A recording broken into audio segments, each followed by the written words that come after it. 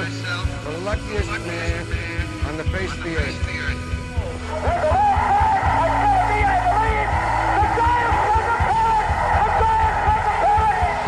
Jeter ends his final game with a walk-off single.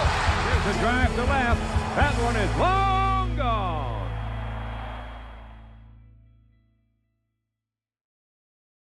Welcome to the Long Gone episode, season 6.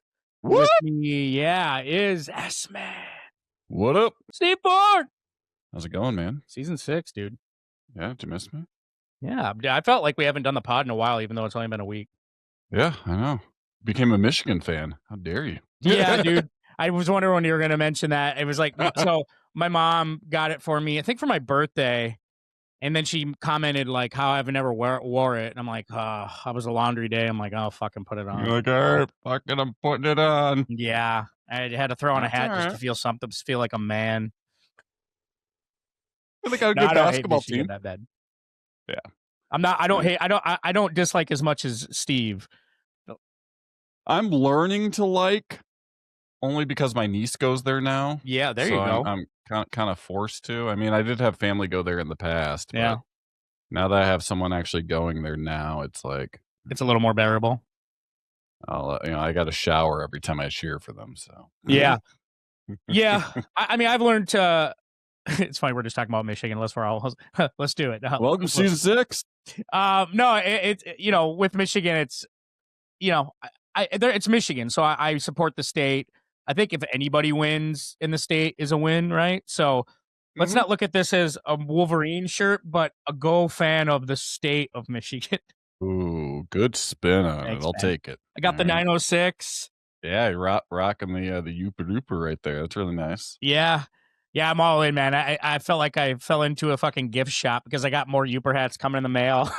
Do you really? Yeah, I felt like I just fell into. Remember we went to that shipwreck museum? I felt like I fell into one of those bins.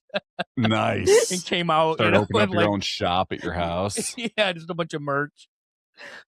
Come see the merch. Well, is that Long Gone merch? No, it's just UP merch. We can't get that yet, but we got some 906. All right. Yeah, I'm a fan. Gotta send you that bobblehead still of the of Bigfoot. Yeah. Dude, I'm actually really looking forward to that bobblehead because that was one of the ones that was really cool. Because as you know, I mean, when you and I went to that shipwreck museum, kind of going back to it, remember how many Bigfoot signs we seen? It's all like over the place. Yeah, I felt like that's the mascot of the UP. It really insane. is, and the pasty, and he's holding a pasty. So. I know whoever created that had to have spent some time in the UP, or it's from the UP. And he's standing on the UP, which makes dude, it it's cool. great. I can't wait for the fucking bobblehead. I'll pay for the shipping because I want that thing. I'll pay That's for gonna the make a guest appearance on the show. Yeah, dude, we both have them. They can talk to each other. It'd be great. Yeah. When you finish your opening song, all of a sudden it cuts to me and it's just the bobblehead in my seat. Just the bobblehead sitting there by the mic. And I'm talking, and I give it a little Yooper accent. Hey, yeah. Hey, boys. Oh my gosh. Here we are, New season 6. Guess what happened in the news, Steve? Absolutely fucking nothing. Absolutely nothing. Wait, didn't we have a couple, within another Japanese player sign? Yeah, Okamoto signed with the Blue Jays, which basically means people are scared that Bichette's probably not going to sign. The dude plays first and third. I don't think that really. They're saying because they signed him for a little bit more money than they thought, so they might lose out on Bichette. I don't think that's going to happen. No. I don't think so. You're leading me in the free agent signing predictions by one. Yeah. By one. Okay. By one Starting right to see now. a little bit. I mean, there's still a lot of black in here. I'm looking at. A lot, dude. There's a lot left. I think the winner, the one that pulled you ahead of me, was Haseon. No, was it Haseon? Yeah, Haseon Kim. Your Haseon Kim prediction going to the Braves was a good one, dude. That landed pretty hard. Yeah. I just had to listen to the universe just told me what to do on that one. The old baseball gods. The old baseball gods were smiling down on me. But speaking of, you should have heard the rumors. Guess who once again is rumored to sign another big free agent? The Pirates. Ooh. They're rumored to be in on Suarez. Swarley? Yeah, old Swirls. Yeah. No way. Do you think Pirates PR is just paying people, just like, Yes. all right, just dangle our team out there just to show we care, all Hey, right? somebody had to say it. Yeah. I totally think that's it because they're trying to keep Paul Skeens. His contract, they're going to have to start paying him pretty soon. And it's looking like he'll probably leave, which it's inevitable. But at the same time, they're like, we got to make it look like we're trying to compete. So who's the most hollow free agent we can get? Okay, we'll get a super Bo Bichette. No. He's too young and too expensive. We need somebody who put up gaudy numbers and is cheap. Eno Sarris, bingo. But we're not going to buy in. We're just going to say we're going to do it. We're just going to dangle our toes in the water, all right? Yeah. Put a little bobber in there for a little fishing. It's going to be a catch and release, okay? We're not actually going to keep it, all right? Exactly. You're going to pull a Arizona Cardinals. They had a guy work out this year, and they gave him an invite, via mail, and when they paid him, they took the postage out of his paycheck. Are you kidding? I swear to God, I just heard that story from my dad like an hour ago. Couldn't believe it. I was like, what a cheap bastard. That's unbelievable. Wow. Cheap bucks. Yeah, very cheap, very cheap. Another piece of news that was interesting, which makes no sense, is so the Toronto Blue Jays make it to the World Series, right? And Don Mattingly's like, hey, at least I got to make one. I'm going to step back. I taught John Schneider all I can do. Think I'm going to step back and spend some time with family and just step away from baseball. And then now he's the bench coach for the Phillies. Like, what happened? I saw that. It's like, all right, I'm going to go focus on family. Brinks truck rolls up. Yeah. Might have a chance at another World Series. Nah, man. You know what? You son of a bitch, I'm in. That's 100% it, bro. He's ring hopping. He's trying to get a World Series before he retires. Officially. He's like Kenny Loft and circa the late 90s into the 2000s. Everybody's bouncing from team to team. This one's got to work, right? This one's got to work, right? Yankees, Giants. Yeah. You're picking wrong, buddy. Yeah. Jeez. I feel like there's so many players in every sport that do that. They're just like trying to ring hop. They're like, all right, these guys look like they can win it this year. And who was it? Was it Jock Peterson or that? Didn't someone get it like a three-peat or something? Yeah, it was Jock. I think Jock was in there because at least back to back with two different teams. Right. I mean, with Texas, and then was it with the Braves in Texas or was it with Braves like and that. Dodgers? Might have been. He Dodgers. Bounced around and kept showing up in the World Series. I know. I was like, Jock, what are we doing? Well, and there was another guy too, Ben Zobrist. Remember him? Oh, yep. Remember he was with KC. Then he was like, and then he shows back up on another team, or he was with he's with the Cubs, Royals, then Cubs. And was like, what's Ben Zobrist doing here again? Just farting around. And then he ended up back on the Astros in 17. It's like, is this guy just jumping around? What are we doing? He's just making his rounds, all right? Yeah, he's just trying to win it. Oh my god! But yeah, dude, not a lot of baseball news. I mean, at all, really. No. I mean, we got 2 weeks from today. We're recording here on the evening of the 6th. As the Hall of Fame results will be in. That'll be a big one. Which Don't is a turd sandwich. We talked about the ballot before. There's no real big names on there. Yeah. Could be a definitely chance of a swing and a miss on this one. I kind of hope there is. I don't really think anybody's really worthy of it. Yeah. I mean, not for a little bit, right? Nope. So we got that, but other than that, it's been kind of quiet. I guess your boy Justin Henry Malloy got traded for cash.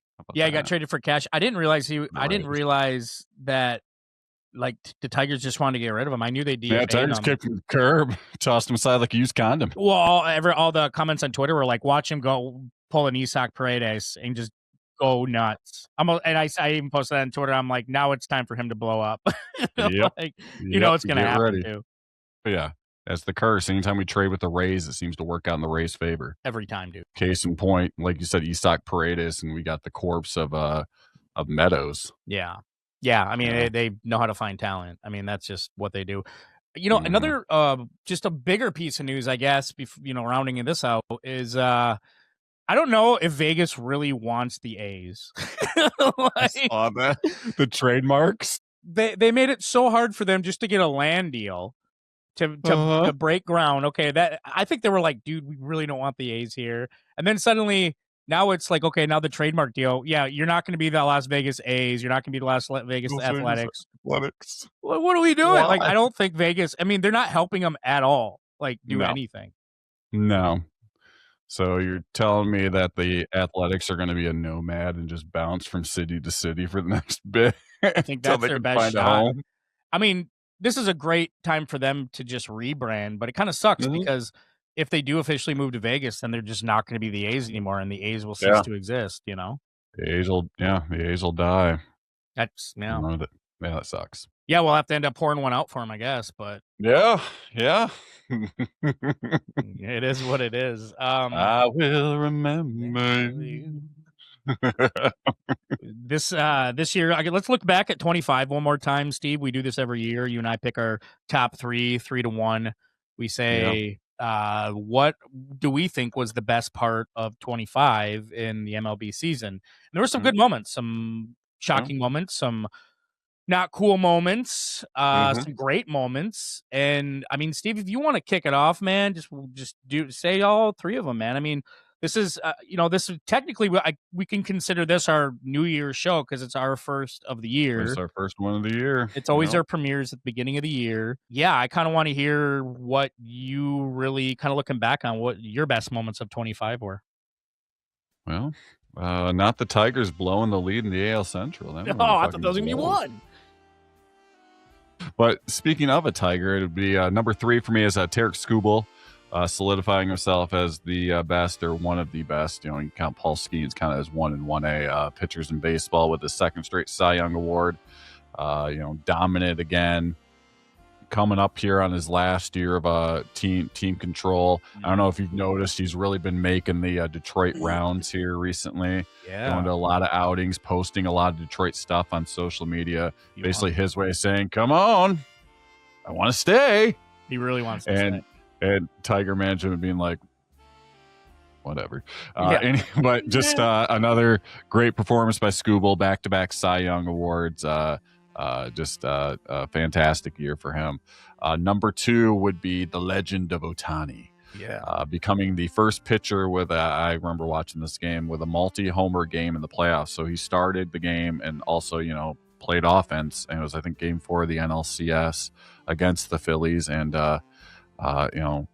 got two homers in the game. I mean, just absolutely unbelievable. Great on the mound and did it offensively as well. I mean, we're truly watching a one of the all-time greats here unfold before our eyes here. So yeah, the legend of Ohtani comes in for me at number 2. And the number 1, I mean, I took out just one game, but just that World Series in general between the Blue Jays and the Dodgers. I honed in on Game 7 because Game 7 had everything. I mean, I had the Blue Jays jumping out to a lead. I had them trying to hold on for dear life and becoming 2 outs away from winning the World Series and arguably probably one of the biggest upsets in postseason history. And then Miguel Rojas tied up the game, took it to extras, and then Will Smith in the 11th took it home for the Dodgers. But just a great kind of back and forth game and just a great series in general.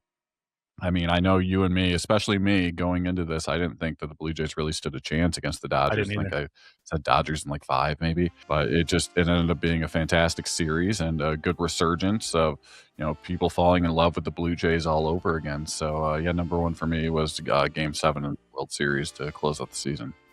Great picks. I mean, ours are pretty similar and kind of where we're going. I mean, big moments, big players. My number 3, the emergence of Nick Kurtz. Nice. I think this is one of the better rookies in a long time. It also proves that players can fly through the minor leagues. I said that about Nolan Shanuel. I said that about a few people who sometimes, this is more a testament to college baseball, that guys who come from college baseball are more pro ready than we think. Not all of them are ready to go, right? I mean, some of them need some time, of course, but they're guys who are just pro ready. Right. And looking at Nick Kurtz, I knew he would fly through the minors. I didn't think it would take pretty much less than a year. I didn't think that. I thought it would be at least 2. Mm-hmm. Oh, I mean, he came up and he was a star. I mean, he came out swinging big, and then there was this lull, and then he came back, which won him Rookie of the Year, 290 average, 36 dingers, 86 ribs, 122 hits overall. Looking at him, I think one thing I love is the A's finally found their star since losing Chapman and Olsen, right? Yep. And they thought Blade was going to be that guy. They thought a few people were going to be that guy, but This is somebody that they can actually fill the stands with, and especially if you're moving to Vegas or Vegas wants you know. If you're going to do that, I think this is Nick Kurtz is just a prime all the way. Number 2 for me, I went with Big Dumper. Nice. One, because I found out his nickname this season, which was awesome. I think it's a total unfortunate nickname because I don't think I'd want to have anything to do with shit. You know what I mean? Like Big Dumper. Dumps. Just sounds like he takes huge shits, dude. Like what? I don't want to be known for that. But we read the tea leaves. We knew this guy would be special. We didn't know what kind of special, but we knew that he was going to be a fixture in Seattle's plans long term, especially when they moved on from Ty France and Cal Raleigh emerged. I always thought that they were kind of the same player, and I couldn't have been more wrong. I mean, Cal Raleigh is a completely different player, a lot more power. You know, ended the year with 60 home runs, 125 ribs, and you're talking about a guy who broke the all-time catcher's single season home run record, which is huge, and I think that's a big moment.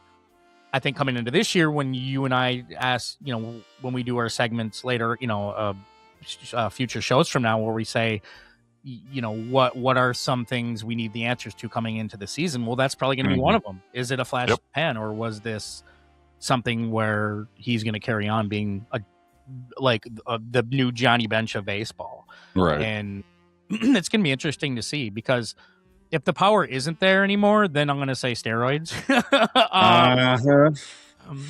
But I want to know how many steroids tests he got during the season. He had to be a lot. I mean, had to. Yeah, a lot. I mean, yeah. I don't know about weekly, but I know players don't talk about it, but I would love to know how many tests he had to do in the season. So, you know, and it's a catcher, which I love that position. I think it's just really cool that he's like the new face of catching. So number 2 is that. Number 1 is kind of very much similar to yours, is you got to go back to that World Series. And that was a World Series that had a lot of different firsts, a lot of different stories. And it was a picturesque World Series, right? I mean, you had Canada versus USA. You had a classic team in the Dodgers who are going for a dynasty versus the Blue Jays, who haven't been there since '93, the Joe Carter-led team, right? And it's like the rebuild versus the All-Star team. I mean, there's so many stories. You know, one of the potentially greatest players in the game, in Shohei Ohtani, versus Vlad Jr., one of the most best international prospects there ever was, like Ohtani. So, I mean, there was just so many cool storylines there. And to me, that was just, you know, the Dodgers ended up winning it, becoming a dynasty. The Blue Jays drove it to Game 7, which was really fun. And then, to me, it just proved that the Blue Jays rebuild has paid off. And it was just good. I'm very happy and very, what's the word I'm looking for? Very grateful that we got to have a World Series like that, because I think everybody was rooting for the Blue Jays. We didn't really care, because I know you and I like the Dodgers. I think we really wanted the Blue Jays to, you know, we wanted Don Mattingly to win one. For sure. Right. And then Vlad establishing himself as the next superstar by winning one would have been huge. But it's going to be interesting. And they're not dismantling the team. I mean, there's guys that are leaving, but the core of the group is basically there. If they re-sign Bichette, which I think they will, as much as I want to see him in Tigers uniform, Steve, that'd be nice. I think they know they need to sign that guy. That guy was a part of their rebuild. I mean, he was a huge part of it. He was the Robin to Vlad's Batman. Longer it takes, it starts leaving me to wonder what the hell's going on here. I think Bo wants more money than the Blue Jays thought, because I think because everybody is getting $300+ million contracts for this kind of ball player, and I think he doesn't want a Javier Baez contract. He wants a Manny Machado contract. Does he deserve it? No, I don't think he's worth that much. I don't think anybody is. Right. He's not worth Juan Soto money. We both know that. No. But I do think he is worth near 300. And I think that's what the holdup is right now, if I were to guess. So yeah, I agree with that. So that's my number 1, man. That's my number 1. Yeah, man. That's good. Good. Always good to look back on the year that was, and look forward to this year, especially as we know at the end of the rainbow here comes most likely a work stoppage. So we got to cherish this coming year while we can. So I always love looking back at the past year, and now we'll start looking forward to the new year. So yeah, because this might be the last one for a while. For a while. Our show might transition from Major League Baseball to like college baseball.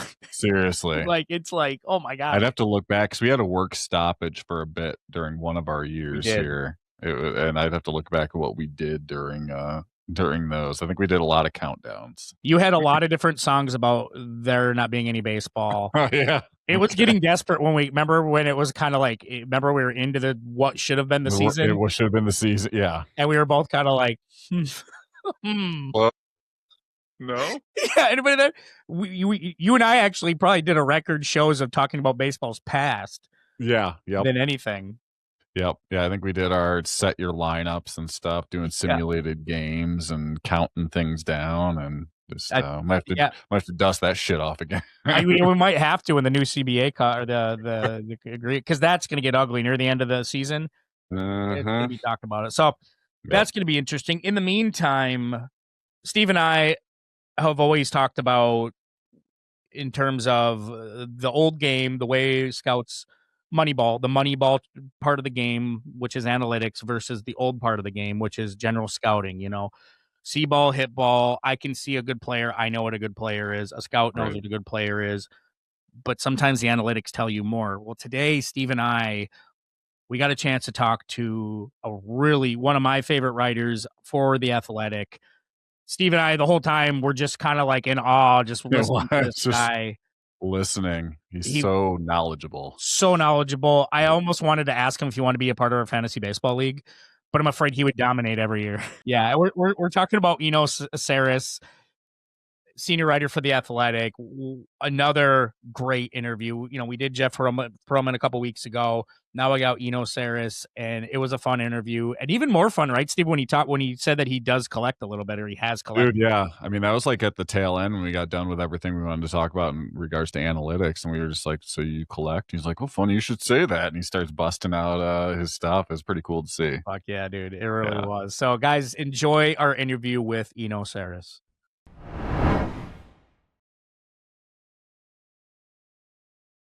Joining us now, senior writer for The Athletic and co-host of a podcast I love, Rates and Barrels. Welcome, Eno Sarris. Welcome to the show. Hey, thanks for having me on, guys. Yeah, man. Thanks for being here.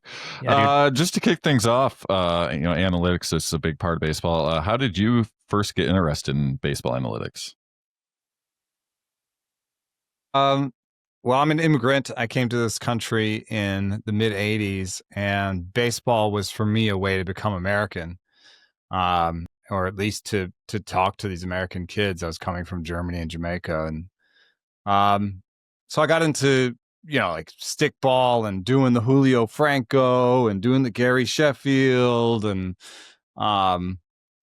collecting cards, frankly. And the cards is where it started, because I realized I wasn't as sentimental about the players, and I used that. I was like, hey, I think this Barry Bonds guy is gonna be pretty good, and I'll trade you my Jeff Blauser and Mark Lemke cards for your Barry Bonds cards. You love Jeff Blauser. He's the starting shortstop for your team.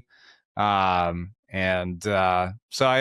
I built up a decent card collection, and then I got into fantasy, and in the service of winning my fantasy leagues, I read everything that Dave Cameron wrote back at Lookout Landing, his first spot in writing about the Mariners. I read everything that Rob Nyer put out. He used to have a column on ESPN Page 2 where that weird yellow website, he would link out to the best work he'd read, and I would click every link, and I just read every little piece.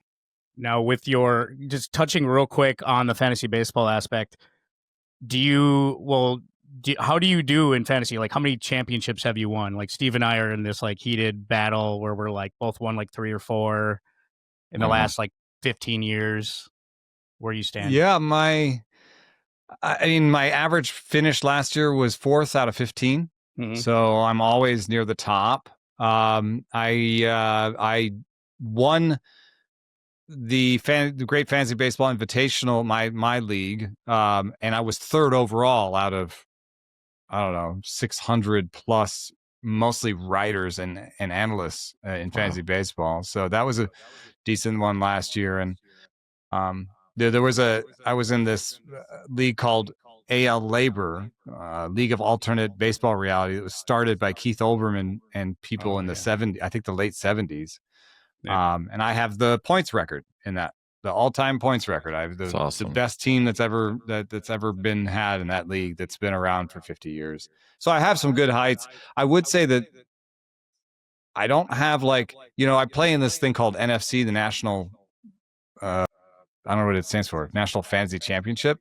And it's decent buy-ins. It's pretty expensive. It's really motivated players, and they know what they're doing. And I don't have a signature win in that yet. I think one thing that really hurts me is I publish. Okay. And so, if you're coming up on your pick, if there's 2 or 3 guys ahead of you, they can just, he looks like he needs a pitcher. Yeah. Let me look at his rankings. Oh, I think if I want that guy, I better take him now. So, I've definitely seen, I've even been in rooms where like 4 or 5 guys in the league are like, oh, Eno's here. I love your stuff. You're like, oh, crap. Shit. Yeah, right. Oh, that's great. Who's your go-to? Because, like, I always have these 2 guys that have been my go-to that have kind of carried me along. Mookie Betts and Nolan Arenado. And then in recent years, they've been shit, man. It just hasn't been the same since. So do you have any guys like that in your team where you're like, I got to draft this guy. He's my golden goose. He's always going to help me out. Even if he doesn't do great sometimes, at least I can count on him to kind of pull me through. No, I think I gotta move quicker than that. But I did have Mookie up there for a long time. I remember early on, Chipper Jones was that dude for me. Yeah. He has always had that, like, Frank Thomas-esque, like, 300 batting average, 400 OBP, 500 slugging, just like really good player all around. But I went on a nice run with Manny Machado there for a while too. Nice. But I try not to fall in love, because every time you get into a new room, there are new rules, there are new settings, there are different people, you're in a different slot. I play 15 to 20 leagues a year. I have trouble keeping up with 2. Yeah. Whoa. Are they all pay leagues, or there's some free in there? Oh, there's some free, and it's a mix. And I try to mix, like, I don't know, 5 of them might be draft and holds, which are types of leagues where you don't have to do that much. You just have to set your lineup. You don't have to, you're not picking up free agents. I try to also mix it up between picking up free agents on Sunday once a week, or, having a rolling pickup. Because if it's all one type of league, then you're just like, hey, see you guys later. See family. Sunday at 1 o'clock. I gotta go spend like 6 hours downstairs doing lineups. So they already hate how much I'm on the phone and having to deal with, oh my God, I gotta go pick this guy up and stuff like that. But I try to keep that to a minimum, and I've been fairly successful so far. Like, I haven't become a beat writer. Beat writers have to be on the road 2 to 3 times as much as I am. I haven't turned into a newsbreaker like Ken Rosenthal. He has to on his phone like all the time. So some of the choices I've made in my career have made my work-life balance all right.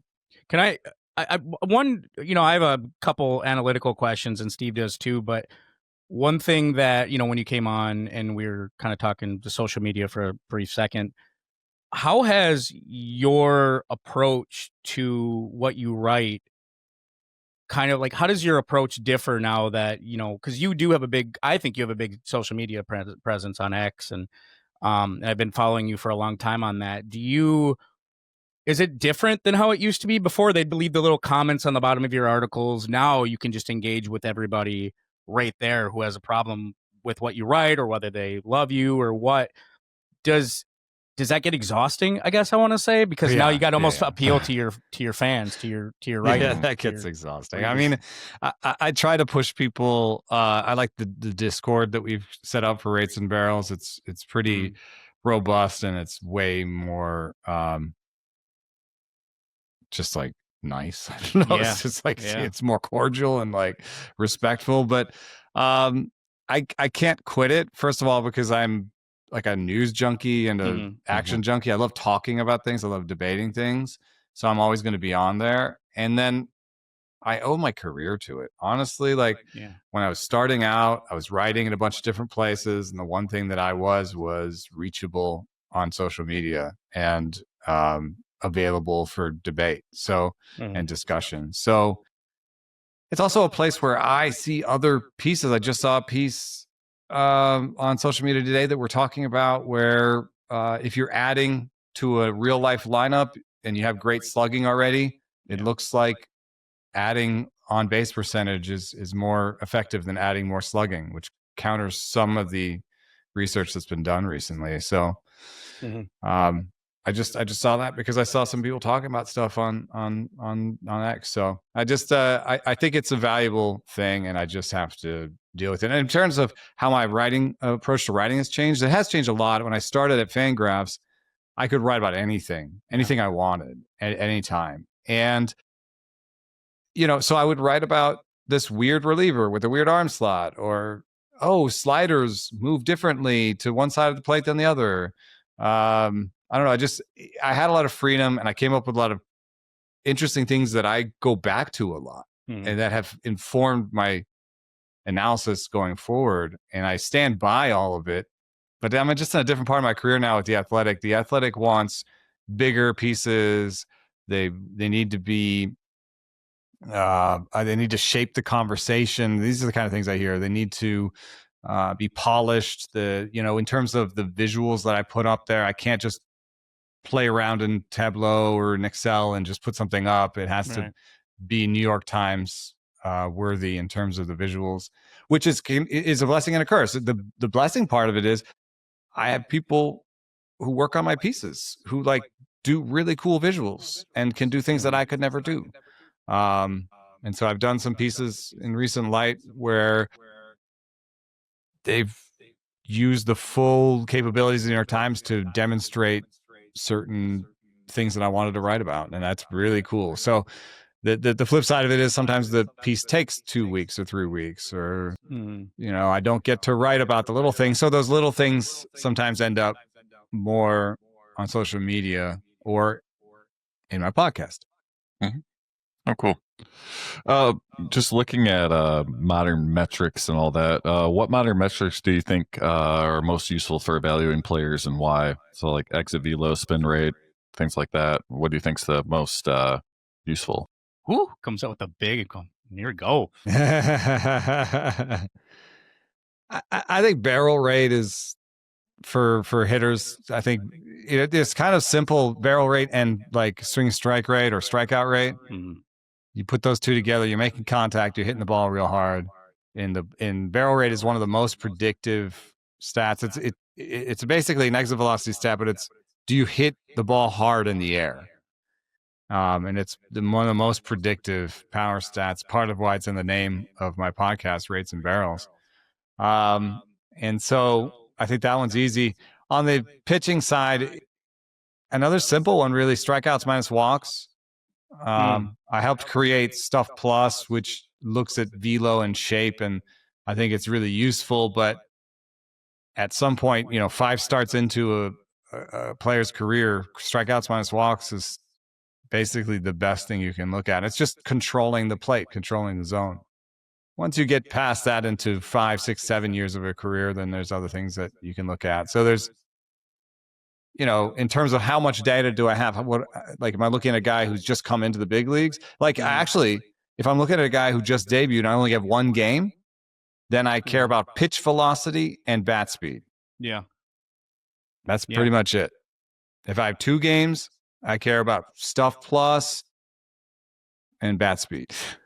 If I have 5 games, I start talking, then I start looking at, some other stuff for pitchers. But for hitters, it takes to leave bat speed behind and move to like barrel rate, it takes 3-4 weeks. You know, I know you're probably going to hate talking about this next one just because you probably hear about it a lot, but I've always been conflicted about the WAR stat, and you know, I think there's some pros and some cons to the WAR stat. Where do you stand on the WAR stat? Do you think it's kind of an imperfect metric of how do we analyze a player? I've always been, because I do some freelance baseball writing too, and I've just, in my research, I've always just, I don't know, I just have like a love-hate relationship with the WAR stat. Where do you stand overall, I guess, on the WAR stat? Is it something you like to rely on, or do you just kind of get tired of talking about it and seeing it?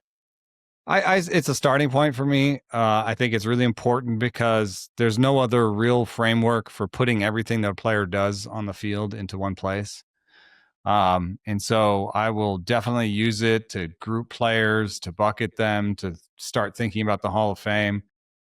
I think the flaws are twofold. One, on the hitting side, you know, I think that recent defensive metrics are decent and good. And so since 2020, WAR at Fangraphs has had StatCast defensive numbers in it. Yeah. Which I think are pretty much the best in the game. And so recent WAR has a better sense of defense. You're looking at 1980s players and their defensive numbers. Yeah. I think you have to be careful. You just have to. Does this align with what people said about the player defensively, what they thought of him? Did he win some Gold Gloves, stuff like that? I know the Gold Glove voting is fraught with its own problems, but so the defensive part, I think it has to be valued. I think that it's also maybe the weakest. And then some of that's just structural. If you think about a hitter, he comes to the plate 650 times. And those 650 times, he can really affect the outcome a lot. He's the hitter. He's, you know, the pitcher is affecting it too, but he has a lot of effect on that. A defender may get 250 chances in the field in a year. And of those 250 chances, all but 50 of them may either be you had no chance or that was easy as heck. And so we're evaluating guys on maybe 1/10 of the data in any given season. So that's one thing. And then on the pitching side, I don't really like any of the WARs. Okay. I'll look at them somewhat at the beginning of a Hall of Fame argument. I have a way of looking at. I vote often for the Cy Young. I basically, what I do is I take all of the pitching WARs and mush them together in my own little model because they've made fundamental decisions that are different from pitching WAR to pitching WAR, and I don't know if any of them are right. Like Fangraphs is like, it's just homers, strikeouts, and walks. That's what the pitchers can control, and that's it. You go to Baseball Prospectus, and it's all the way the other way. Baseball Prospectus is like, we've controlled for the umpire, the weather, if a cat farted, you know, like everything. Yeah. All the way down to like, and I'm like, you know, the pitcher didn't decide any of that. You know, like the quality of competition thing. It's like, I ended up voting for Skubal over Crochet, even though it was very close and Crochet faced better lineups. Yeah. Partially because I was like, it's not like Skubal was like, I will pitch against the bad guys. Yeah. I want to pitch against the Guardians. It's you pitch the day they give you the ball. So, and then Baseball Reference is sort of in between where it has defense.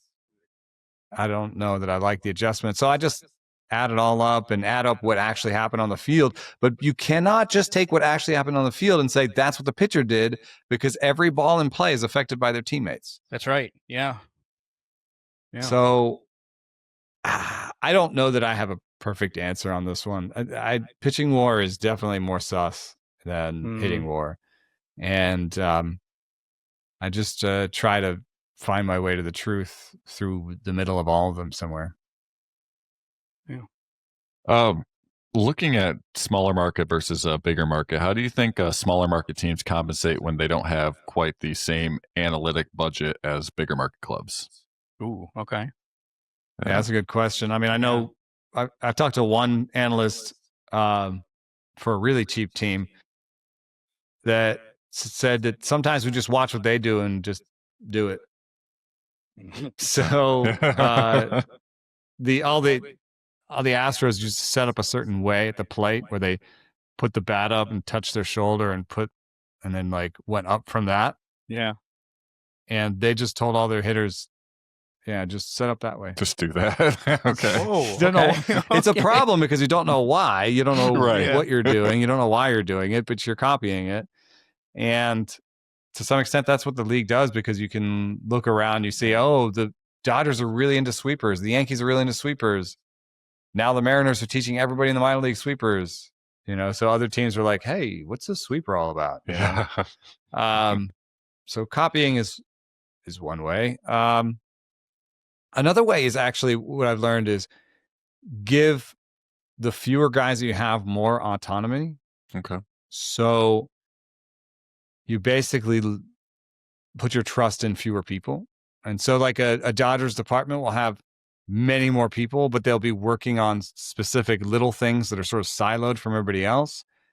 They won't necessarily have the ability to just take that and take it all the way into player evaluation and then turn it into pick up this player. They'd just be like, I produced this little thing. And somebody, their manager comes along and goes, oh, that's an interesting thing. Maybe I put in the model or maybe I don't or whatever, Yeah. Whereas, I talked to analysts on the Athletics, and there'd be like 2 of them or 3 of them. And Yeah.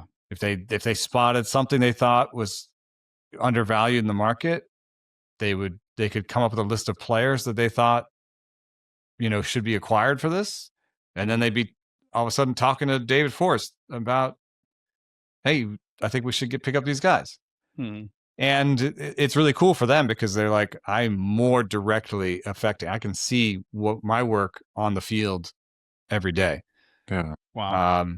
And so that can lead to some good things and some bad things. I mean, you got more sort of ducks in one basket. You have more eggs in one basket. If you have a bad analyst who doesn't know what he's doing, then that's not good. But if you have a good one and he's on his way to somewhere else and he's going to be a GM someday and he's just brilliant, he could just power your team for like 5 years or whatever before he gets that recognition. I know the Rockies are finally, some fans are excited, some don't know what to feel, but with that new hire of the Paul DePodesta, when you hear his name, tracks back to Moneyball. And I feel with talking with some Rocky fans, they feel, okay, we finally have a direction. It's an analytical approach potentially, because that's what his name stands for. But do you see it working that way with the Rockies? Do you see that like, okay, this hire indicates this might be a new horizon above, or do you think it's just still the bumbling circus act that we've been seeing with the Rockies for a little bit now? Well, I guess I'll believe it when I see it, because I do think that DePodesta was an interesting hire, and I was like, well, the Browns sucked, so like, what was he doing over there? But I talked to somebody who knew a little bit more about the situation than I did, and he said that the Browns actually have what's widely considered in football is like basically the second best analytics department, maybe to the Ravens, and that the Browns have actually been poached in their analytics department in the front office, even though their record has been mediocre.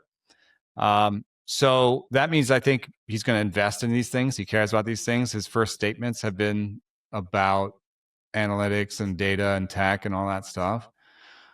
His first hire, Josh Burns, away from the Dodgers is probably a smart hire on that regard. He's been watching one of the best teams in terms of processes in the big leagues. But I also know that the last two of the last 3 R&D departments quit en masse, just as a group in March. That's not when people quit. That's like a huge warning sign. You don't quit in baseball in March. You quit in November when you can get a new job. Yeah. You just suffer through because there's so few jobs. You just suffer through until November. But something was so bad about what they were asked to do, how they were asked to work, whether or not anyone was listening to them. I'm talking about the autonomy that you might have in the A's. Yeah. If no one's listening, you don't want to do it. Why would I create this report? Why would I do this? Why would I come up with this research if no one cares? Yeah. And that seems to be something that might come from the ownership level, because it was literally 2 straight R&D departments were just like, I'm out. Jeez. Wow. And it's not just like one guy, well, not just like the director, like everybody. I know one guy who was working for them who no longer works in baseball. Just he was like, no, and just left. Whoa, they killed it for him. They're like, yeah. I'm good. Yeah. Oh, So wow. he has a lot to overcome in that regard. You know, these 2 hires are significantly different from their last hires. They did a lot of hiring from within, and this looks different. But do these 2 people have the ability to fire people? Do they have the ability to hire R&D departments that will actually change what's happening on the field? I heard that until 2 years ago, if you were a minor leaguer on the Rockies, you paid for your own athletic tape. Are you serious? whoa. Holy crap. Whoa. So there's a lot. They got a lot of work to do. God. Talk about nickel and diamond right there. Yeah. Jeez. That's as bad as the Moneyball is. Oh, my God. Yeah, Yeah, a just couple more. fill our Coke machine, please. That'd be great. Yeah. Oh, yeah. Just back. Yeah. We have a couple more questions for you, and then we'll go. But Steve, if you have another question for him. Yeah. Just going through all your years of writing and reporting, have you ever seen a player alter their approach based on what you've reported? And if so, can you give an example of that?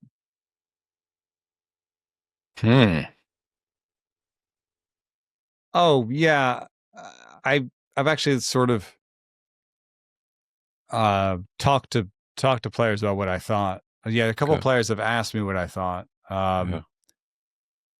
Andrew Haney, like when he was part of that Angels team that was kind of famously anti-analytics, the Mike Scioscia, you know, when Jerry DiPodesto just like left because he was like, no one's listening to me. Yeah.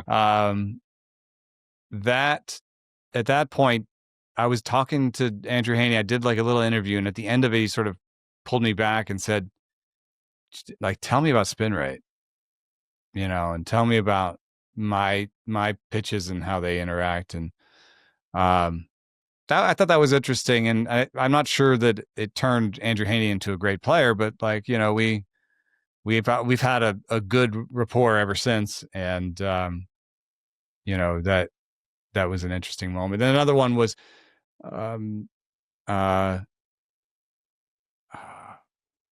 Yonder Alonso reached out to me through his agent, and he was like, hey, just like look me up, like analyze me, look at the different stats you've got, and like let's hop on the phone and just give me, you know, 15 minutes of like what you would do if you were my coach.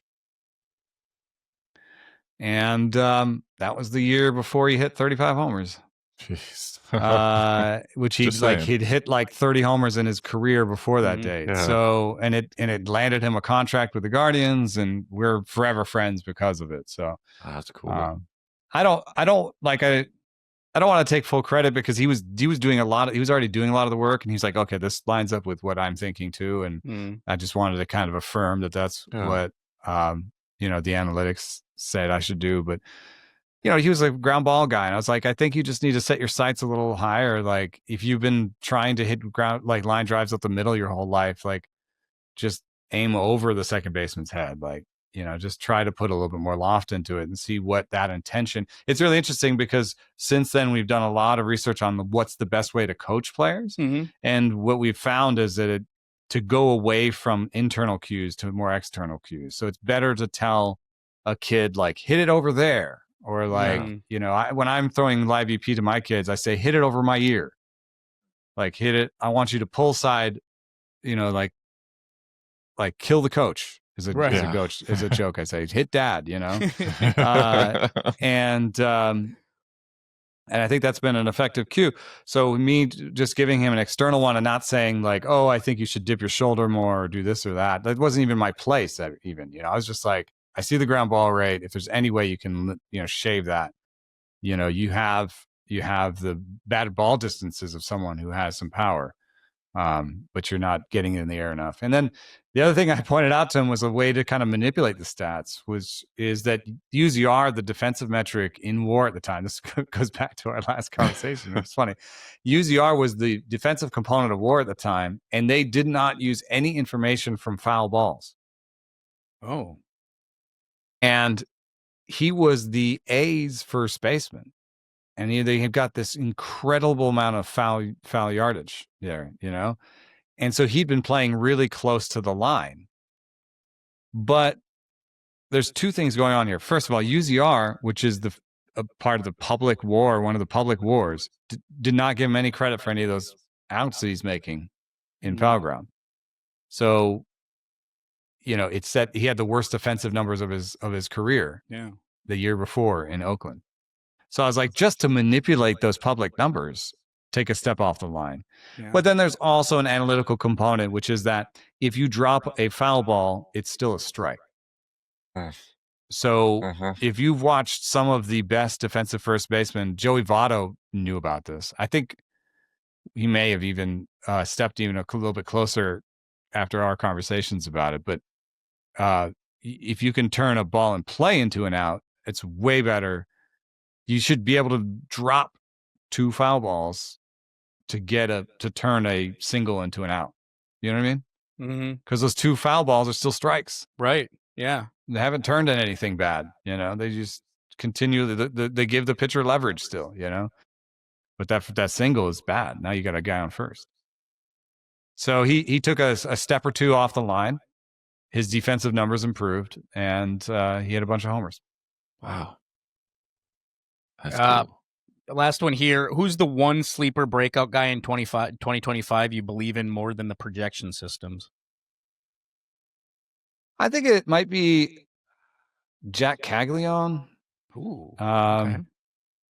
You just got a guy with tremendous pedigree, first round pick. Everyone loved him. Everyone said he was going to be great. His swing stats say he's got elite bat speed. You know, Nick Kurtz came up with a much more kind of lofty Ohtani Judge swing, and Jack Caglione's a little bit flatter. But Jack Caglione makes a ton of contact, and I think that hurt him. So he made a bunch of contact that he probably shouldn't even swung at. Wow. So I just think he needs to dial in his approach just a little bit, and then you're going to see there's a lot of similarities between his swing and like a Junior Caminero's. So, you know, there's a lot of good stuff going on under the hood. The projections say, oh, he didn't do well in his rookie season. He still doesn't have that much sample. I'm going to dial it all down and say he's going to hit, you know, 230 with 18 homers or something. I think this is a guy who could hit 25, 30 homers and have a good batting average. So still collect cards, you know? Yeah. Understatement. But I have a different approach now because the kids haven't like jumped on it the same way I did. So I pretend I'm buying them boxes so my wife doesn't notice. I like it. I like the approach. That's awesome. And they still like the like dopamine hit of like opening the packs. And then I just take the cards from them and I look up what they're worth and I sleeve them, you know. I put the sleeves on them and I love that. So I buy like I probably spend like $500-600 a year, maybe a little bit more. Just, you know, buy 5 or 6 boxes, break the boxes with the kids. Hope that like that one good card. It's like one good card in most boxes. That's what I don't like about collecting now. And you know, a lot of the cards over there, like I have like 5 or 6 signatures, the auto cards. And the best one is maybe Ryan Clifford. Ooh, he's like a first base prospect for the Mets who may be good. Yeah. Yeah, when you get those prospect cards, it's like or a Dontrell Willis. I got a Dontrell Willis. There we go. I love Dontrell. Right? With a signature on it. Not when he was with the Tigers, though. Yeah. No. But it's like an old card that he signed and they put into a new package. Wow, okay. So, I don't know. It's not quite. There's another thing I hate is like You can see like the like chrome on like the thing on this. Yeah. The way that this card just that I'm holding right now, there's probably like 15 different versions of it. Where there'll be like green chrome, pink chrome, you know, Orange, mojo chrome, regular chrome. Steve and I say that because we talk a lot about collecting on our podcast, and you know, just the variations are killing the collecting world, in my opinion. I can't even figure out how much the card's worth sometimes because I'm like, what kind of chrome is this? I'm like trying to look at the pictures and being like, is this the same chrome? Is this close? Yep. Yeah. I'm the same way. Oh, I can't stand the variations. Yeah, and there's so many different series that come out on the same card, and it's insane. I like the Bowman chromes because I do too. You might get a first card. It's like this might be his first card, and there was just a debate on the Baseball America podcast if they had a draft today, he might go 1-1. So, but the flip side of it is, this was the only good card in a whole Bowman box I bought. Yeah. I believe it. And it's worth like $5. Yep. Yeah. And the box was like $100. Yep. No, we've done it where when Michael's living down, I'm in Grand Rapids, and when he was still living down here, we would split a hobby box of Topps when it came out, and whoever bought it would get the either relic or autograph that came the one hit. Yeah. And sometimes we get a hit and be like, oh, great, this is like a relic of Kyle Lewis. Yeah, this is going to work out well. Paid $100 for this box. I got that. I got that Ricky Henderson signed. You did. That was cool. It was an auto relic. I think his auto relic. Yeah. 1-3 or something, or 1-4. And I have a friend who does it like more like almost like as a side business. He makes money off of it. Yeah, the breakers. But when you make money off of it, it doesn't even look fun to me. Like he just knows how to arbitrage like the different places the cards are sold, and he knows like how much rake like each site takes. Yeah. And he like it's all this sort of it's like a betting market thing where he's just like moving things from here to there and like, buying sevens of a card that, people are all obsessed with the tens, but they might buy the sevens will go up in value after the tens are all sold, in terms of grades and stuff like that. And like it's all these like tactics where I'm just like, I just want to get like a card. I just want to get like a Joshua Gonzalez's first card, and then like he wins 3 MVPs, and I'm like, I got this motherfucker. Some of the money in those breaks are crazy. I had a documentary I did that was released this year, and I interviewed a lot of breakers, a lot of online breakers, and they could make some good money. The ones I interviewed for it, they made. I mean, it was like basically. Do they get better income. cards because they buy in bulk and like they get like the manufacturers? Do they manufacturers like fuck around with it and give them better cards? Maybe. You know what? That's a great question, and I think they do. I think they get first dibs on some of the stuff that they know is going to be good case hits.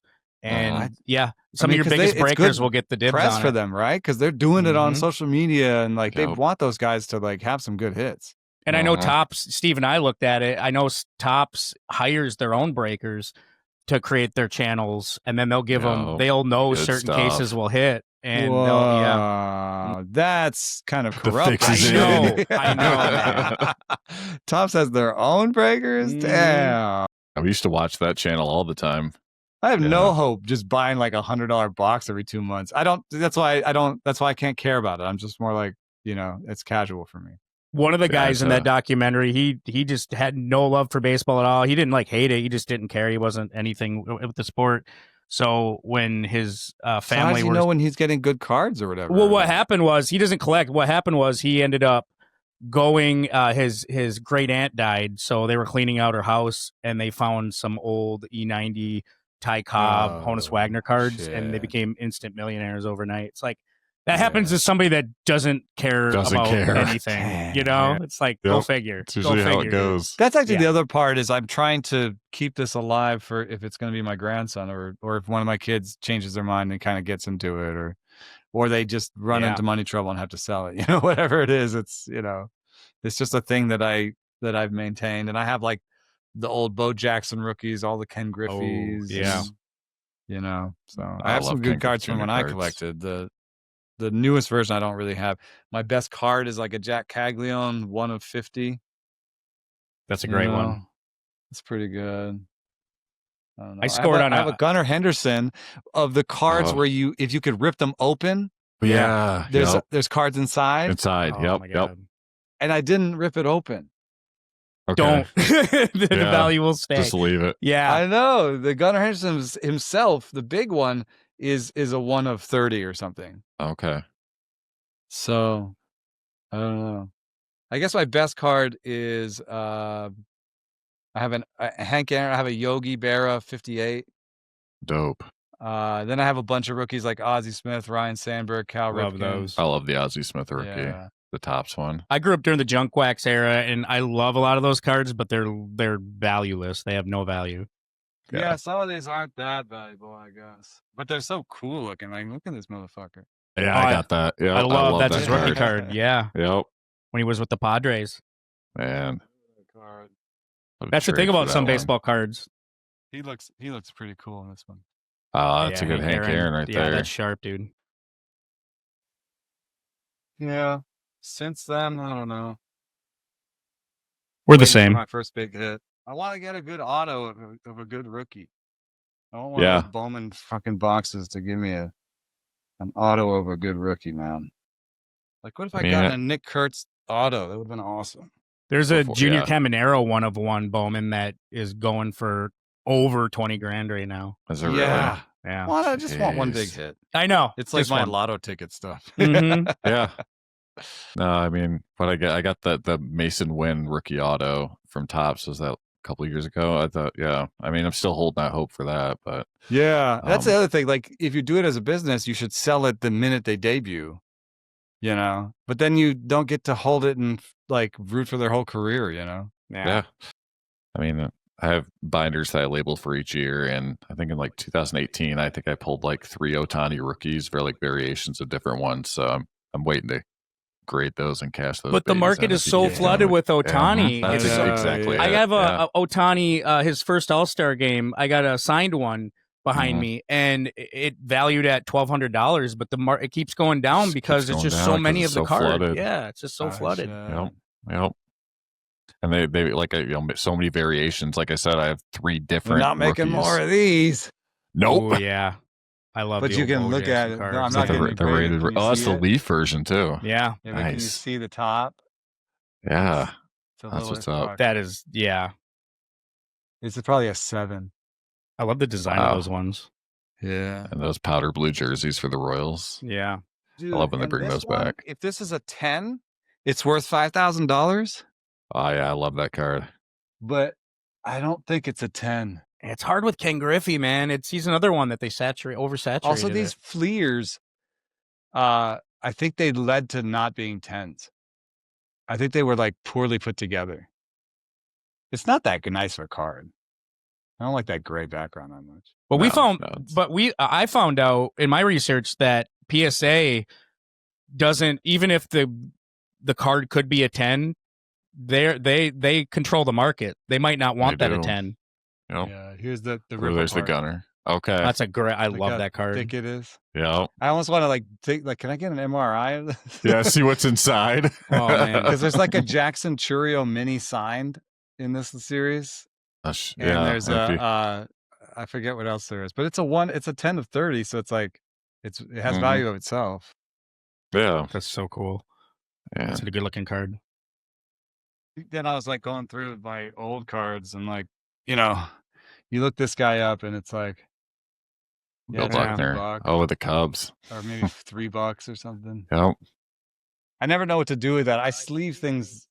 I always wanted to sleeve things that were $1 or more. That's what was my rule back in the old days. But now $1 is nothing. Right. So now I'm trying to sleeve things that are more like $3 or $5 or more.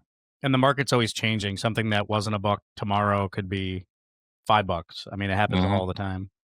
We do that in our show where we do the trends, and it's I mean, at least you sleeve Buckner. I remember when I was a kid, I would only cards would go in pages if I actually heard of the player, and now I'm like, now I don't turn anybody away in my binders now. I'm afraid to do that. I'm afraid to throw away cards. Yeah. Yeah, I don't. When I was a kid, I was like, "Oh, it's not Ken Griffey Jr. or Alan Trammell." I'm sorry, you don't get home. Yeah, No, sir. You go in a shoebox. Yeah. Or that Casey Mize that you basically want to wipe your ass with. You're like, screw Did you that see that Casey Matt Mize. Manning? Matt Manning go to, was it Korea or was it Japan? I think he went to Korea. Yeah. Yeah. Smart move. Could come On back the like mighty Cody have fallen. Pons. I'm going to Yeah. white out that baseball that I paid big bucks for. I got some agent who's mad at me about my Fromber piece today. I got to figure that out. Oh boy. He put a Fromber video up on YouTube and is now asking us to take out reference of it or whatever. Oh man. But I checked with Ken Rosenthal. I thought it was cool. So whatever. I got to deal with some blowback now. Let's see. Well, thank you so much for joining us. Very much appreciate your time. Guys, be sure to listen to him on Rates and Barrels with your co-host. Who's your co-host name again? Derek Van Riper. Derek Van Riper. We also have Jed Lowry and Trevor May, who were also two guys that we would sort of talk about their play in terms of analytics and what I thought. And I don't know that I can think of anything they ever changed because of it. Okay. But okay. Interesting. Cool. Yeah. Cool. Well, thanks for your time, man. Yeah, thanks for man. having me. Appreciate it. Like I said, we said earlier, great interview. Great interview. Always good to pick Eno Sarris's brain. Just a very smart man. And with that, shall we head on over to Collection Corner? Let's do it. All right. Yeah. Ready to ride the next big hobby wave? Market Movers puts the entire sports card and TCG market right in your hands. With pricing on over 7 million cards powered by real sales data, including eBay, Fanatics Collect, Golden, Heritage, and more. Track your collection on mobile or desktop. Instantly see your value and P&L by sport, year, player, set, or grade. Compare any card side by side. Monitor the live price swings to spot trends early. Uncover underpriced deals. And set custom alerts so you never miss a move. With Market Movers, you turn market data into smarter buys, bigger profits, and a stronger collection. Sign up today and try it risk-free for 14 days. Plus, get 20% off for life with the promo code GONE20 at marketmoversapp.com. Looking at my Market Movers app, Mike, I don't know if you'll probably be able to get this one because it's going to be super easy. I've really been getting into, I don't know about you, but I've been starting to catalog my collection on Market Movers and watching, just the trends. Like Teapot said, they have their featured cards that you can watch the trends on, but you can also, hand enter cards. Say you got a raw card that isn't quite, featured on there. You can hand enter those. That's actually one of these ones right here. For this guy, I'm gonna stick with my Tigers here. Okay. He spent his entire career with the Detroit Tigers. He's an 18-time All-Star, a 10-time Gold Glove Award winner, Roberto Clemente Award winner. He won the AL batting champion. I believe is at the ripe old age of 21 years old when he won the AL batting championship there. He's basically what you think about when you think of the Detroit Tigers. Drafted out of high school. Didn't spend a single day in the minor leagues. Just went right from the sandlots of high school right into the Brick Stadium there. And you can call him Mr. Tiger. I think a lot of people do. We dedicated a show to him.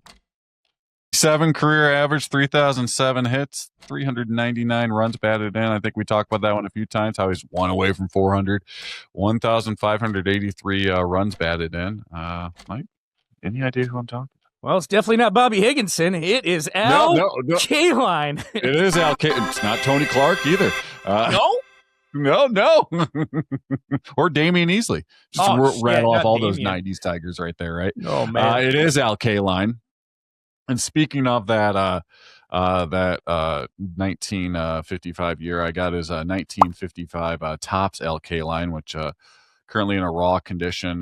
Latest sales looking online via the Market Movers app, it's right around $45-50. So it's trending more in the upward collection, trajectory there. You get that card graded, then you start getting into the the $100+ range depending on your grading. So yeah, my 1955 Topps Al Kaline. Do you think he's the greatest Tiger to ever be on the Tigers, or do you think it's Miguel? I think it's Ty Cobb, actually, if I have to be honest. Great pull. I'd go with Ty Cobb. I'd go with Al Kaline second, and then I'd go with Cabrera third. Yeah, that's a good rank my three, and then Hank Greenberg is right up there too, I think. So. Well, Ty Cobb, man. Yeah, it's hard to. Yeah, absolutely. My guy actually is a former Tiger too, but he didn't play his whole career with the Tigers. Well, I'll give you his position. He was a left-handed pitcher, right? Good southpaw. He ended his career with 239 wins, 157 losses, a 4.13 ERA, 2,201 strikeouts. He wasn't the most liked in baseball. He's never won a Cy Young, but his years in 99 and 98 and 2000, he came close to the Cy Young. He was in the top 3 vote getters for the Cy Young, and he was actually a dark horse MVP those years. So in 98, he led the league with 246 strikeouts. In 2000, or that was in 99 and 2000. He led the league in strikeouts with 266.